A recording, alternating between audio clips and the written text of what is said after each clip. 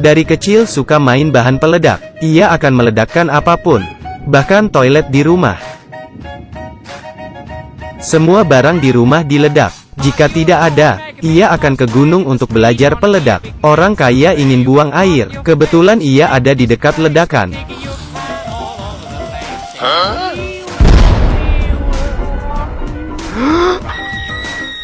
Robert anak yatim piatu. Bagi orang, ia sakit jiwa. Menurutnya, ledakan adalah seni.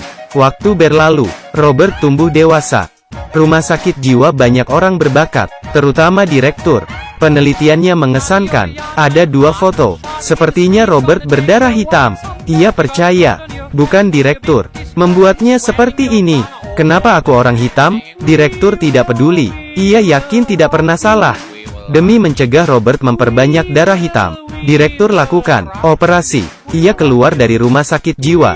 Robert hanya bisa bermain dengan ledakan. Ia bekerja di pabrik. Bertemu rekannya, orang Spanyol, perlahan mempengaruhinya. Bilang Spanyol selalu diperintah. Sekarang Edang memberontak, mengajak semuanya ikut ke Spanyol, menjatuhkan pemerintahan Spanyol, menolong rakyat. Mungkin ia tergerak, jadi ingin memperjuangkan. Beberapa rekan termasuk Robert, kembali ke Spanyol. Mereka berperang, sambil mencari pemberontak. Hari itu, mereka melihat pasukan, mengira tentara pemberontak, berdiri untuk menantang. Tak diduga seketika, kepalanya tertembak. Demi memenuhi keinginan, Robert dan yang lain melanjutkan perang. Ia melakukan ledakan di mana-mana.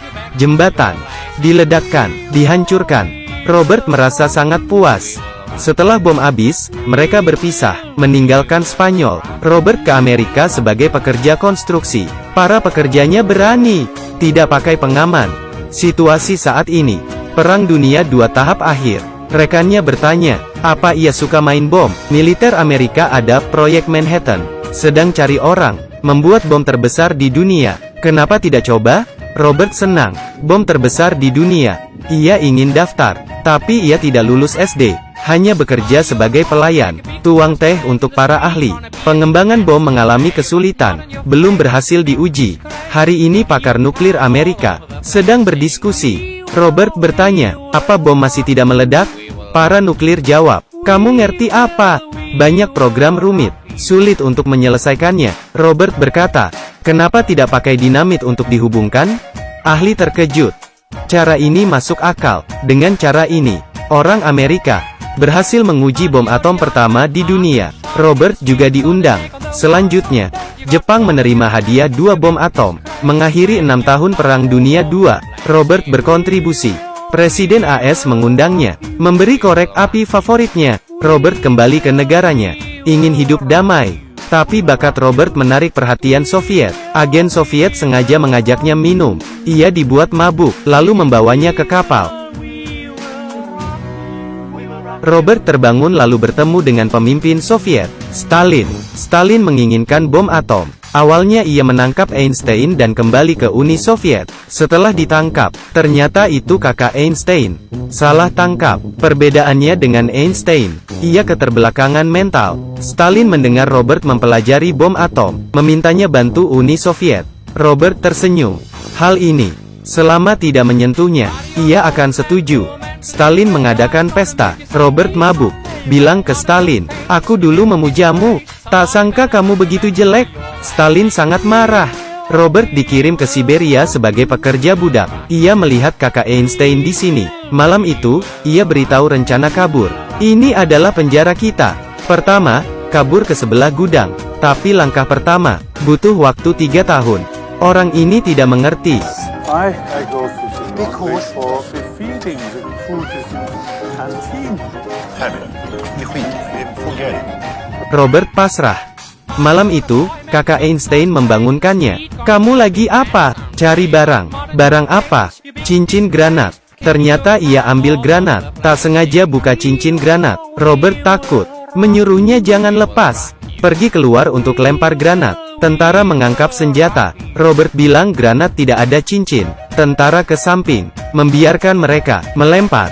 Granat mendarat di mobil kotak amunisi. Meledak. Seketika mobil itu hancur meledak. Amunisi terbakar. Pangkalan Angkatan Laut terbakar. Armada Soviet tenggelam.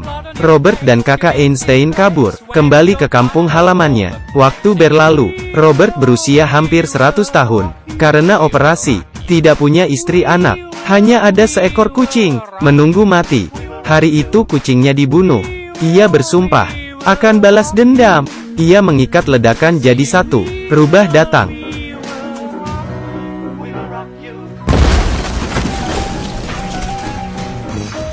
Suara ledakan, balas dendam selesai.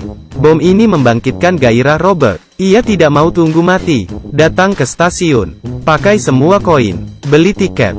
Belum naik bus. Seorang pemuda kasih koper. Suruh jagain. Ia ingin ke toilet. Robert bingung. Apa ini koper gratis? Ia bawa koper itu ke stasiun kereta. Lalu bertemu seorang pria tua. Sudah makan? Belum. Makan dulu sini. Pria tua menjamu Robert. Robert ingin ke toilet. Berjalan keluar. Ada pemuda masuk memukul pria tua. Meminta koper. Robert dengar ada suara. Ia ingin membantu. Mengambil barang. Ambil kayu. Lalu keduanya menyeret pemuda ke dalam freezer. Pria tua penasaran isi koper. Membuatnya gugup. Saat dibuka, 50 juta uang tunai. Senang, tapi panik. Sampai sore hari, mereka mengecek freezer. Saat dibuka, pemuda sudah beku. Keduanya bagi 50 juta sama rata. Bawa koper. Berjalan keluar. Mereka bertemu dengan pemuda di tengah jalan. 50 juta dibagi 3. Datang ke suatu tempat. Pemilik rumah memelihara gajah. Robert tak menyang bisa menunggangi gajah. Uang ini ternyata punya seorang bos mafia. Ia menyewa sebuah hotel di Bali. Menyuruh bawahan ambil koper. Menemukan mereka. Mengancam dengan pistol. Pemilik rumah mengeluarkan senjata. Si botak takut. Menarik koper. Tak sengaja injak kotoran gajah. Lalu terjatuh. Ia diinjak sampai mati. Wanita juga dapat bagian uang sebanyak ini. Mereka pergi ke Bali untuk menikmati hidup. Gajah juga dibawa. Pemandangan Bali indah. Mereka mengemudi. Tiba-tiba mobil bos mafia di sebelah. Ia terkejut. Memanggil supir. Apa itu koper aku? Supir menoleh. Sepertinya iya.